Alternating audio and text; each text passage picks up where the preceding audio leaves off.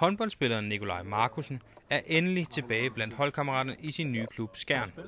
Efter næsten et år på sidelinjen med en overrevet akillescene, er den danske landsholdsspiller tilbage på håndboldscenen. 2 tier! Ja, og det kunne jeg få alene. Ej, hvor er det godt spillet. Der skal jeg se nu.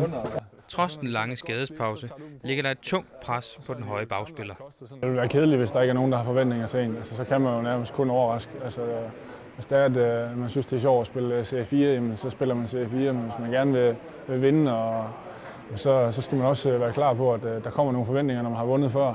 Jeg er bare glad, hvis jeg kunne få nogle af dine ting.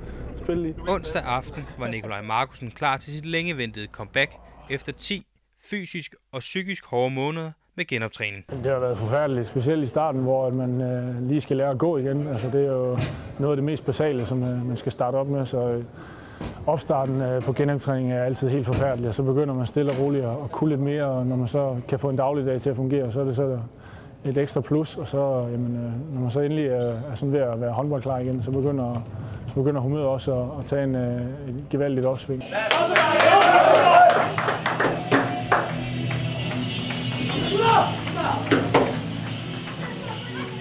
Ja, fantastisk, når man så kan få lov at spille igen og ligesom føle, at det er noget af ens identitet er tilbage igen.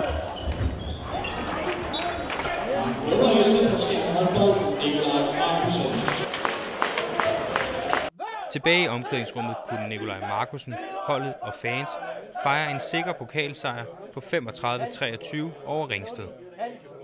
Med 4 mål og 8 assist i tasken kunne Skjern-spilleren tilfreds forlade Ringstedhallen. Dermed fik Nikolaj Markussen taget det første skridt mod et stort comeback i den danske håndboldliga.